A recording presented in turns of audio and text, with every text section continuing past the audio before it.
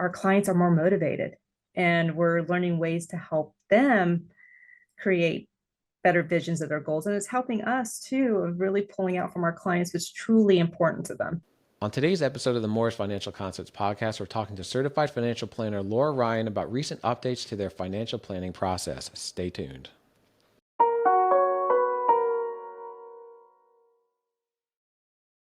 Laura, why don't you tell us about some recent updates to MFC's financial planning process?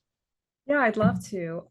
Our approach to financial planning has always been a life-centered approach to financial planning, but recently we've wanted to enhance and be more intentional with those conversations. So we started incorporating the use of tools to have more meaningful, intentional, and discussions around life planning.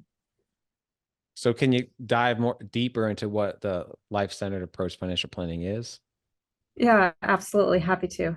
A life-centered approach to financial planning is one that one that takes into consideration more than just the numbers. When you think of financial planning, the first thing that probably comes to mind are your resources, maybe your balance in your savings accounts and your retirement accounts, your savings rates, your level of debt. But we know when working with our clients that it's not just about the numbers, that our clients are multifaceted. All of us are multifaceted. And just within our life portfolio, the numbers are just one piece of that.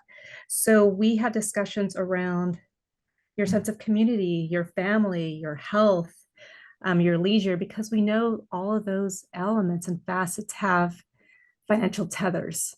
So can you talk about how it's different than traditional financial planning? Yes, absolutely. So with traditional financial planning, and what brings most clients in to see us is there's a question about how much is enough? How much is enough for me to retire early at age 65? How much is enough for me to put my kids through college? And those questions have a lot to do with the numbers and the analytical aspects of those numbers. And so when we talk about traditional financial planning, we're typically answering those how much is enough questions. And so what we're doing is building this financial plan that's quite quantitative.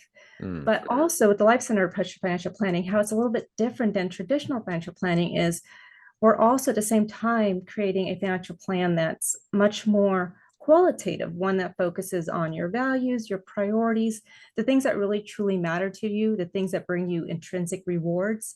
And so what we find is with every one of our clients, as we're having this life-centered approach to financial planning, we're doing a financial plan that's very quantitative based. And then at the same time, we're running a parallel plan that's very qualitative based. And we're Ah, merging the two together. When we marry those two together, we find that clients are able to, and we're able to help clients really develop goals that are meaningful and have purpose and therefore are motivating for our clients. yeah, I bet it can be a lot more motivating, can it, when you combine the two things? Absolutely, absolutely. So many of us have some goals or maybe targets that we're aiming for because maybe that idea or that seed was planted by what we see other people doing, or maybe what we've been told by family members and friends. So when you take this approach where you're really diving into a client's qualitative plan, learning about what really speaks to them, you're essentially connecting the heart and mind together with their financial plans. So it is more true and is more meaningful for them.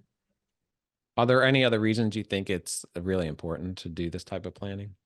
Yeah, we have noticed that with our clients, when we're able to develop and have these rich life planning conversations, that the connection that that brings to them completing the recommendations. So if we could have every recommendation and implementation step connected directly to a goal that has meaning and purpose to you, to a person, we find that their level of motivation and follow through is far more than if we never made that connection. Yeah, that the motivation and follow through again, that seems really important for someone to stick to the actual plan instead of just start deviating, right? Absolutely, absolutely. Can you talk about what some initial conversations might be like with this new life-centered approach? Yeah, with the Life Center approach to financial planning, in the beginning, let's start, for example, with a brand new client. We're still gathering all of the details about every one of your financial assets, balances, how each of these assets fit into your financial life.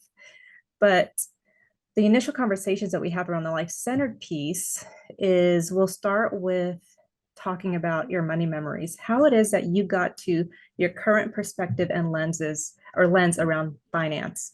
And a lot of the choices that we make today in our current lives and a lot of the good habits and even bad habits that we may have around finance and our choices has a lot to do with what we saw our parents do and others around us as we're growing up. So with our clients, we have discussions about how it is that you got to where you are today. Who are your mentors? Who did you learn from? What did you learn? And we make an emphasis on those items that have really helped you, those habits that help you make really good choices. And then we also talk a little bit about maybe some of those habits that you picked up that might be getting in the way, being a hurdle, or maybe slowing you down from making progress. And with those, it's just a matter of awareness around what those hurdles are, because the first step of any positive change is awareness. So we start with those conversations to figure out how you got to where you are today, why you make the decisions you make around finances. And then we talk about the different facets of your financial life, which we call, think of it as a life portfolio. So we'll talk about, what is it like for you with your career? What brings you the most happiness and the most fulfilling part of your career? What is the not so fulfilling part? We also talk about family. How present are you with your family? What kind of things do you enjoy doing at your family? And we talk about all those facets because there is always that financial tether. And when we're having those conversations, we learn about a lot about our clients' values and true values and priorities when having those conversations. And those are the first steps before we start developing goals with a client, is learning what are your values, what are your priorities. And again, your priorities are just, think of it as your list of your values, but in a ranking order, right? Those are your priorities. And then we talk about how it is that you got to where you are today. And then we start to think, well, where do you want to go from here? So those how those initial conversations start. So when does a life-centered approach to financial planning start weaving into those goals? Yeah, so we start weaving the goals in after we talk to our clients to find out really what are truly their values and priorities. What are the most important things to them? What brings them the most intrinsic rewards? And so once we have an idea of what those values and priorities are, then we can start helping our clients visualize their goals. So for example, if a client were to say, I have a desire to save enough money to get into a bigger home because I have a growing family, we might start asking questions about, like, well, what area of Charleston, for example, we use Charleston for us, the city. What area is that? Is that West Ashley that you visualize having this home? Is that Mount Pleasant? What kind of community is it? Is it a community that's close to, that has maybe a lot of kids, your kids' age? We really start asking all the details, like to the point of, is there a swimming pool? Are there neighbors that you're friends with? Yeah. All the details, because we know that when developing goals, imagery is so powerful. And when you think in history, maybe of a snapshot of a picture in a history book, there's pictures that we all think of that are so motivating and have such an impact. So we feel that if we could help our clients in as much detail as they can produce, develop a vision, then those goals are just so much more meaningful, so much more mobilizing, and so much more motivating. And if they fulfill those goals, how much more inspired they will feel to fulfill those goals, and how much more their financial plan will have meaning and purpose to them. How does it weave into the numbers? Yeah, so we talked about how, even with the life-centered approach to financial planning, the numbers are still important. We're still asking for all that data, and we're still analyzing every piece of every financial asset you have. But when we're weaving in the numbers into the life-centered approach to financial planning, what we're doing is, after we have an idea of what our clients' goals are and we've helped them visualize it, it's up to us as financial planners, along with the client, to use their pot of resources and figure out the best way to align that pot of resources towards them living their best lives. So that's how we weave in the numbers, is we're using all your financial assets, given what you told us is the most important things to you and your goals, and we try to find ways to align those resources with those priorities and goals. And what we find is that's how we determine what kind of levers need to be pulled, if you need to increase your savings, or what kind of steps you need to make sure those resources can be aligned to you meeting your future goals. Hmm. Can you summarize the life-centered planning process? Yeah, so let's just take it, for example, if we're starting with a newer client. In the beginning, we're still gathering all that data about every financial asset that you have. We're still asking all the questions to get more details and more insight into each of those financial assets. But with the life-centered approach, we're also starting with conversations about your money memories, how it is that you got to where you are today, um, with your lens and perspective around money. This gives us insight to some of your habits, good or bad, and with the bad habits, or the ones that might be causing you to have a hurdle or maybe make less progress on your goals, we bring awareness to those, because we know that the first step of making a positive change is awareness. From there, we talk about different facets of your financial life, facets such as your family, your sense of community, your health, your work life.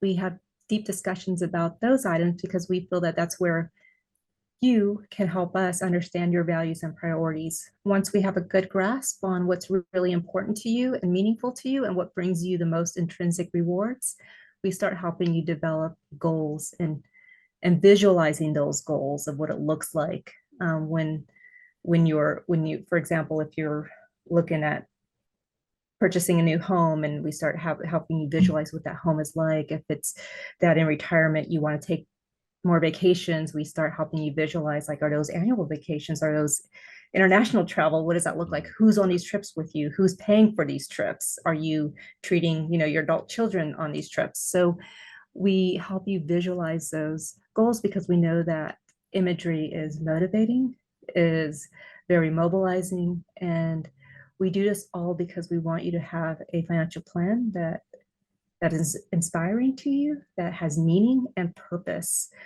And one of our other jobs as your financial planner is to help you best align your resources to you living your best life. And so we find that the financial planning with this life-centered approach is important for us to make sure that we're helping you align your resources to living your best life, because we have to know what's most important to you. I mean, it sounds like you've really taken this, you being a holistic answer for your clients to a whole new level. It's really very exciting. And it's great to Yes, hear financial advisors doing something like this. Yeah. yeah, we're very excited about it. And like I said, Richie, we've always taken a life-centered approach to financial planning. We've always been goal-based planners, but only now are we using tools to help us enhance those conversations. So we're getting there faster with our clients. It used to be that without these tools, that we would get a sense that there was maybe some kind of hurdle that a client wasn't aware of, that we weren't aware of, but we knew something was getting in the way of them making that connection on following through with the actions that we would recommend. And so now we're finding with these conversations and using these tools that our clients are more motivated, and we're learning ways to help them create better visions of their goals. And it's helping us too, of really pulling out from our clients what's truly important to them. Oh, that's a great point. You're really pulling out what's truly important to your clients. Because if you don't know that, how can you really help them? You might be going down the path you think is where they want to go, but if you don't really understand what they want, then you guys aren't going to be speaking the same language. Great. Exactly. Very well said. Well, Laura, thanks for being on the show again. I learned a lot, and I'm glad you guys are making this change. I think a lot of people really appreciate it, and I look forward to having you back. All right. Thank you, Richie.